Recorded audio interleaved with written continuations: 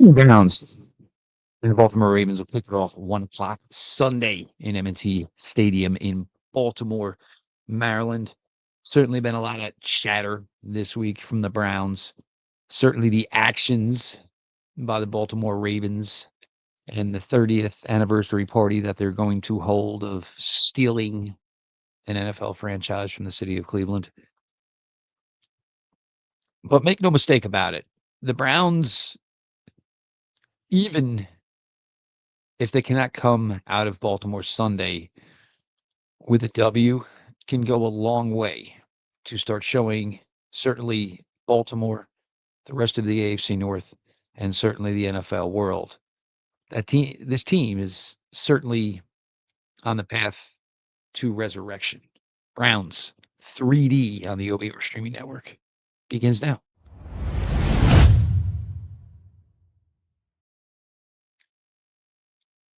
Welcome back, my friends, to the show that never ends, your daily delivery of all things Dog Pound Browns 3D on the OBR streaming network. I am your host, Jeff Lloyd. We appreciate you all for all the support here to the OBR as a whole, the written content over at the OBR.com, our fantastic group of writers pumping out your favorite Cleveland Browns content on a daily basis. Certainly sign up for the VIP access. The insider forums, of course, Ask the Insiders. Your subscription gets bundled with, of course, Paramount Plus. So two great things for the price of one. All the support here for the OBR streaming network beginning nightly at 6 p.m. with Browns 3D. Tomorrow you will get a college preview. Jacob Roche working really, really hard on the draft process, even though it's in its infancy. So make sure you check that out at 10 a.m. tomorrow. Make sure you subscribe to the OBR on YouTube and, of course, to the OBR over on Twitch. This is going to be, probably a landmark game in regards to maybe how this 2025 season goes for Cleveland. Go down there, get shut out. You're 0-2. And, a lot of conversations will be had about, is it time to start turning to the rookie quarterbacks? And, did Coach Stefanski have this team prepared? Or you go down there, play 60 minutes and be competitive for every second of it. Maybe find a way to steal a W. And all of a sudden, this Browns roster turnover and, rebuild on the fly all of a sudden becomes maybe a lot more believable. Your injury latest, Mike Hall, as we all know, still not ready to go. From what I know, week 3 is the target. Jack Conklin, questionable, in addition to the eye that took him out of the game early week 1, also an elbow. Seems like Jack's going to be good to go, though, on Sunday. Quinshon Judkins, and we'll get to a little bit more on Q in a little bit, because he's, got a contract and he's not, even though he's not on the 53-man roster, the Browns have to give a designation. Currently, the designation is questionable. Coach Stefanski did speak and said he thought that Q had put in a good 2 days of practice. I don't know on this one. I just don't know. If you think he's ready, then I guess by all means, break the glass and get him out there. I just don't know that how ready he can be in, let's be honest, one practice and a walkthrough today and go climb into a game against a Baltimore Ravens team that, certainly had much success last Sunday evening and shutting down the Buffalo Bills running attack. For the Baltimore Ravens, Isaiah Likely, tight end, is out. Browns definitely catch a break there. Likely has been a killer. Well, not that any tight end has not been a killer to the Browns, but Isaiah Likely has certainly been a killer of the Browns. And they catch a second break on the offense side of the ball for the Baltimore Ravens as Patrick Ricard is also out. Their pseudo guard, who also happens to play fullback for them as well. Look, I think the Browns can absolutely surprise everyone on Sunday. And The reason I believe that is I go back to October 27th, 2024 last year when the Cleveland Browns defeated the Baltimore Ravens at home 29-24. Also part of that, why I take that game and I kind of, intertwine it with the fact that the Baltimore Ravens defense just gave up 395 yards in the air to Josh Allen on Sunday night. And it kind of shows me a pattern of where I think the Browns can be successful offensively Sunday, even though the game is down in Baltimore. Now, that October 27th game I am talking about from last year certainly was started by Jameis Winston. Jameis played extremely clean that day, 27 of 41, 334 in the air, 3 touchdowns, sacked twice, and did lose a fumble. So that stat line from Jameis on October 27th, 2024 certainly kind of lies into what Josh Allen was able to do, of course, to the Baltimore Ravens on Sunday night. Browns didn't run the ball well at all that day. I think it was about 3.5 yards per carry. Very similar to what the Buffalo Bills did last Sunday night in Buffalo in a game that, certainly required a miraculous comeback for the Bills to pull off, the 41-40 victory at home. That was the Cedric Tillman welcome to the league game. Cedric, of course, 7 receptions, 99 yards, 2 touchdowns. The 39-yarder to basically win the game after a Kyle Hamilton dropped interception. But very good distribution all over that, all around that day from Jameis. 7 for 99 for Tillman, 8 for 85 for Elijah Moore. Jerry Jeudy with 5 for 79. David Njoku, 5 for 61 and a touchdown.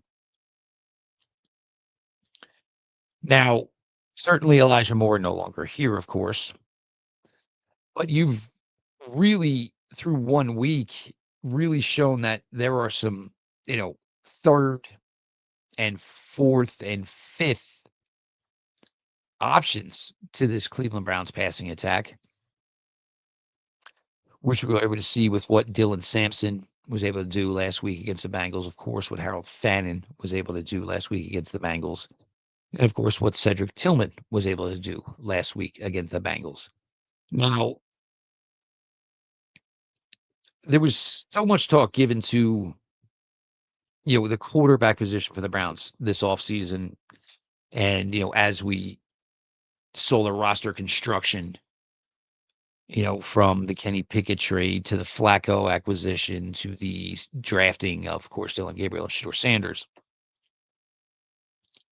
But so much of it was going to be just exactly what these receivers could do. And, there were certainly guys that were going to need, to step up or, play to certainly their abilities. And, first Cedric Tillman, it was certainly trying to prove that 3-week run in 2024 wasn't just some mirage. Was Cedric truly on a developmental path? Was Cedric really, coming into his own? And I would say if you look at the week 1 results against Cincinnati for Tillman, yeah, what you're believing is that there's a pretty decent contributing productive wide receiver within Cedric Tillman. And I won't even say consistency, because if you go over his body of work over the last 5 or 6 actual football games he's played, the body of work speaks for itself. Certainly, health has not been Cedric's best friend. Missed time as a rookie, missed time to close out the last third of the 2024 season with really, probably is the one that had people questioning just what we could think Cedric could bring to this team in 2025.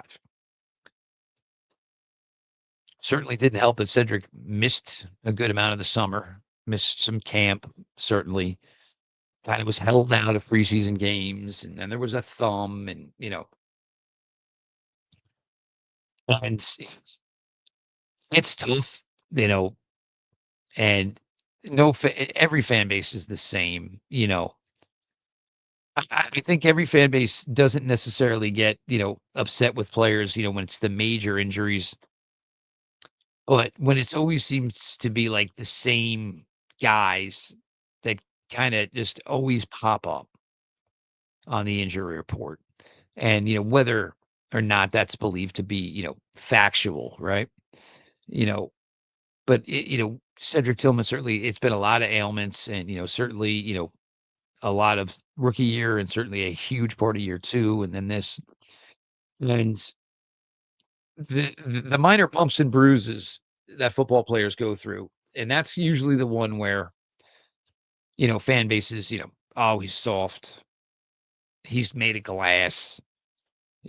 Meanwhile, we all, probably call out of work because, we got up off the couch and back just didn't feel right as we stood up, right. But it is one of the things, fans seem to, understand and accept, players who unfortunately go through major injuries. They certainly, get their claws out and their fangs out, for the guys that just, always kind of seem to be, dinged up. So, for Tillman, it's again, it's just stacking, just continue to stack. In a game like this, against a team like this, you're gonna need Jerry Jeudy and David Njoku to give you more production than they did in week 1 against the Bengals. You can get away with what you did last week against Cincinnati and still have won the game, but didn't. You're not gonna get away with a victory against the Baltimore Ravens without getting production from top guys. It's just gotta happen. Because getting production from the top guys will hopefully make the lives of these secondary players, Tillman and Fannin and Sampson, easier. And I'll throw James Thrash in there, or even though Jamari Thrash in there, even though Jamari didn't get much, look on Sunday, which is funny. We did so much talk, right, over the summer about the wide receiver 3 position, Deontay Johnson and Jamari Thrash. And this is what your receiver number 3 is Harold Fannin, who's also your tight end number 2 and also maybe fullback 1. Just an absolute weapon that, they are in love with right out of the gate. Rightfully so. They should be. It's going to be interesting to watch Fannin certainly this week and the next week or two afterwards, certainly with that week 3 matchup with the Green Bay Packers, who's right defense right now. I mean, you want to talk about a defense that added just one player and the overall improvement that it brought to that team. Micah just cannot be blocked. And I think for us Browns fans, watching a guy like Micah Parsons, it definitely gives you like the giddiness and the excitement because we know what it's like to have that dude, and we know what the top guy looks like. And Micah Parsons, no question, he's right there. And I don't want to hear anybody say it. The conversation is Myles Garrett, Micah Parsons, and you stop it right there. Who are the best 2 pass rushers in the NFL? Myles Garrett, Micah Parsons, period. I'll show myself out because I'm done with this conversation. But you need to hopefully, keep Fannin rolling. And now that he's going to be, a hunted guy, a attention having guy, can this open up some things vertically? Certainly for Jeudy, certainly for Tillman. And, for the role Sampson played on Sunday, which was just really good because we kind of really heard about it all summer.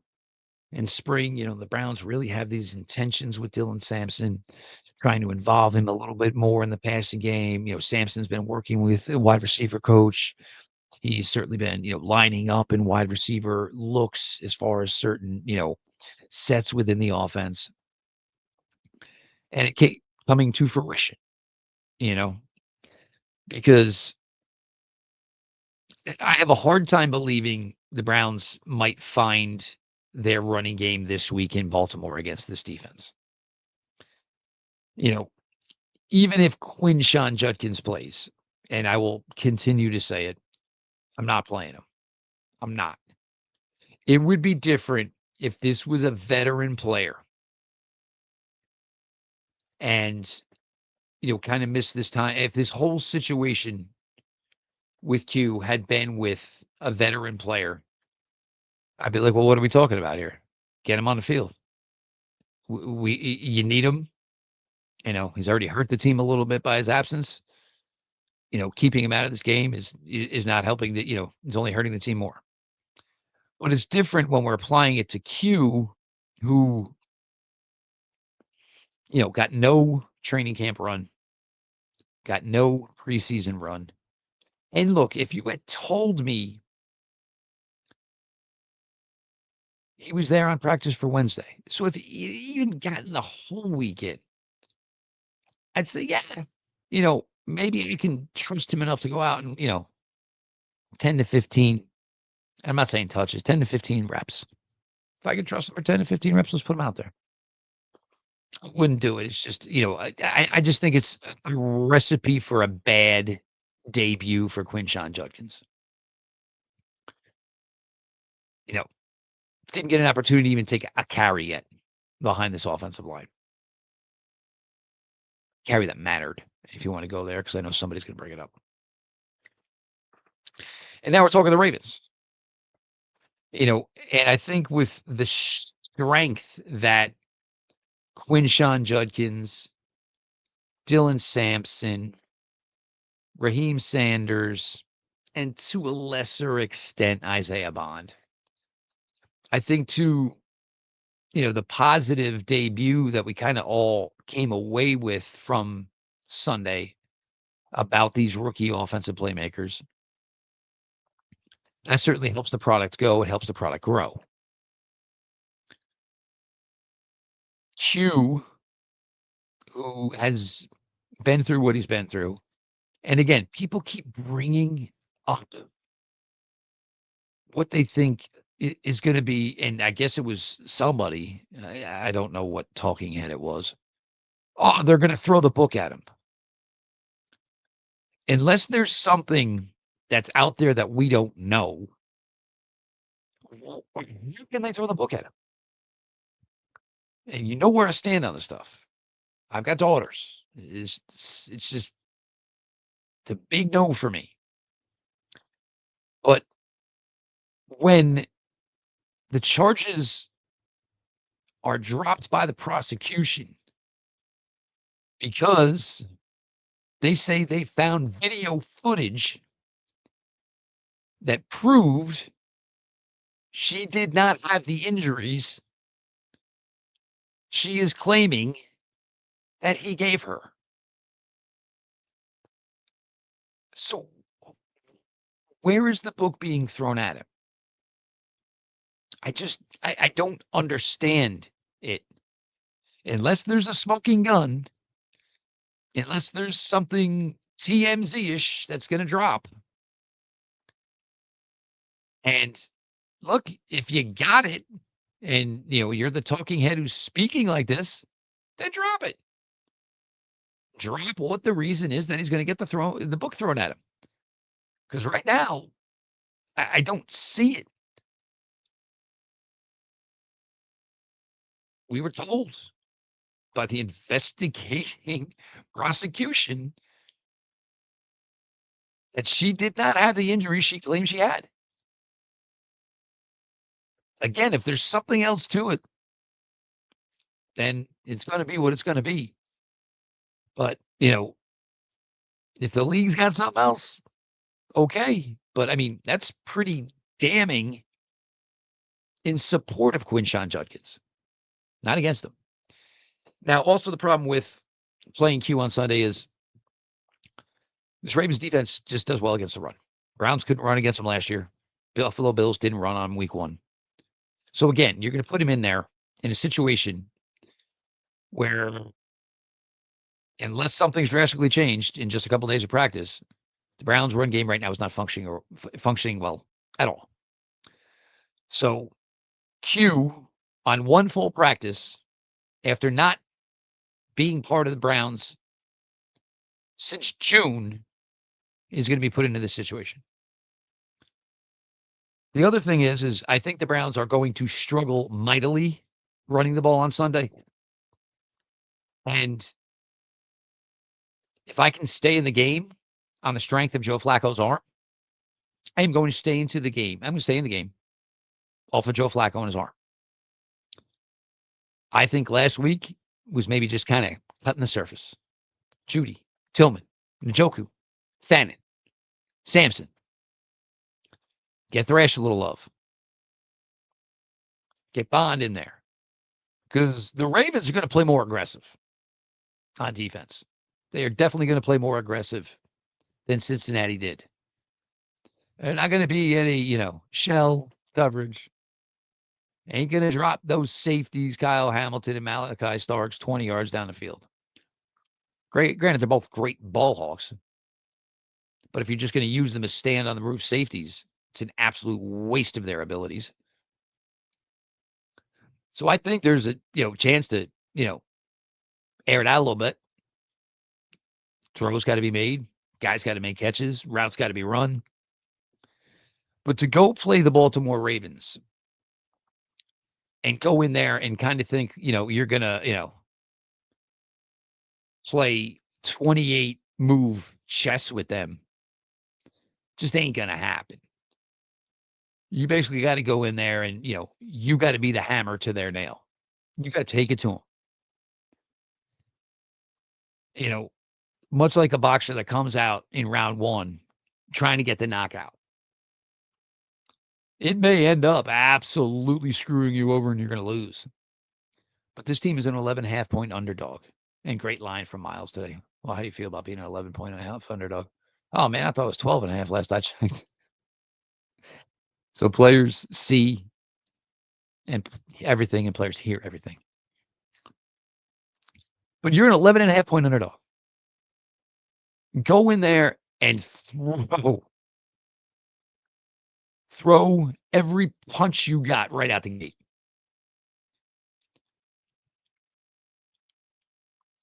Yes, this offense for the Ravens is certainly different than the Bengals offense. Better all around, maybe not as good physically throwing the ball. But again, the Browns defense just matches up well against Cincinnati. You are going to look certainly at the interior pass rush opportunity for the Browns against these Baltimore Raven guards. Of course, Voorhees and Falele yesterday, the left guard and the right guard, respectively, of course, for the Baltimore Ravens. I think they can be had. Tyler Lindenbaum, their center, is a good center, a very good center. Ronnie Stanley, we've seen for years. Although at this point in time, a Ronnie Stanley, Myles Garrett matchup,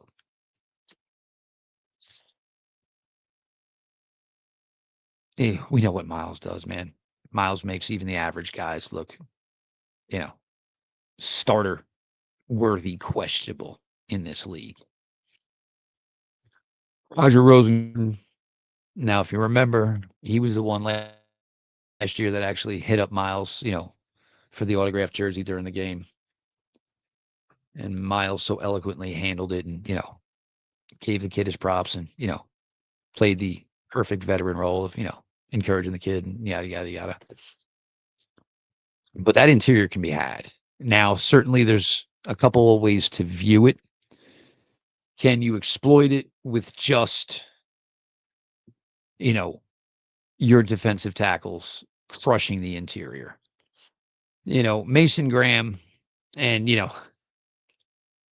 Mason Graham gets on the grounds 1 rep, 2 reps in his NFL debut, and everybody says, "He's going to Western College." I think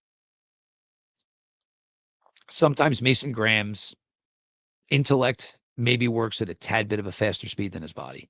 So I think he gets himself just so psyched into his move that he kind of just, overdoes it. I'm not worried about I'm not worried about Mason Graham. Mason Graham is going to be fine. He was more than fine on Sunday against the Bengals. But, is the combination of Graham, Malik Collins and Shelby Harris and Aiden Huntington, because you don't have Mike Hall, are these guys be able to take advantage of these guards? Or do we look at this Cleveland Browns defensive line and say,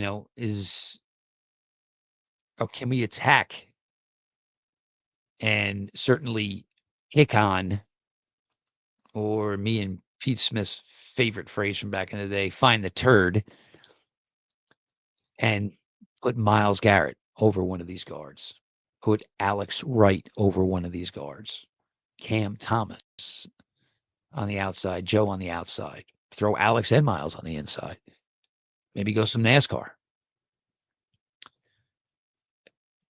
If I know it's a passing down, I am taking top quality pass rushers, and I am going at the B gap, A gap. I am going after these guards. Lindenbaum can only help one of them. He can only help one of them. That's fact. Am I certainly, sending Carson Schlesinger up the middle? Blitzing the Mike backer. There's no reason I wouldn't. If I already think whoever I've got playing on the interior has a possibility of winning and beating these two guards, then I am absolutely going to put Carson there and blitz Carson often. And kind of what I think and how I would do it is, and I think Carson Schlesinger is intelligent enough, is just let him make the call. You know what I'm saying? If I got through, I got through. Go ahead and wreak havoc. Linderbaum got enough of you, then stand still and just start mirroring and spying Lamar. Certainly a lot to put on a guy like Schlesinger's plate. But, if everything goes the way we think it's going to go with Carson Schlesinger, obviously defending Lamar Jackson is going to become, a huge part of the resume for Carson Schlesinger. Yes, the Ravens running game is good. Browns have kind of held their own with Derrick Henry. And when I say held their own, maybe it's also saying fared better than most have with Derrick Henry. Lamar is certainly capable of taking over a game with his arm. And I think at this point of his career, he's certainly capable more of taking the game over with his arm than necessarily his legs. It's not that he can't with his legs. I just think Lamar has kind of graduated to the point where he just has nothing but the utmost confidence in his throwing ability. And the running is just something he saves just to aggravate the fan base of whatever team he's playing that week. It's kind of his ace in the hole, back pocket type of thing. Look, you're going in there, and look, everybody, this is working. Local media, national media, they are just waiting to write the story of, the Cleveland Browns talked big, went to Baltimore, got their butts kicked, rinse, repeat. You want people to believe things are changing? Go down there and give Baltimore 60 minutes of hell. It's understandable that you can go down there and play an A-level game and maybe not still pull out the victory.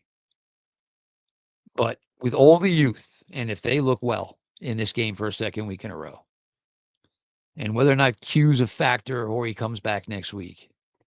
If this rolls over again, where we're still talking about these younger players stepping up, people are going to be on notice that this, rebuild on the fly after one off season is already working.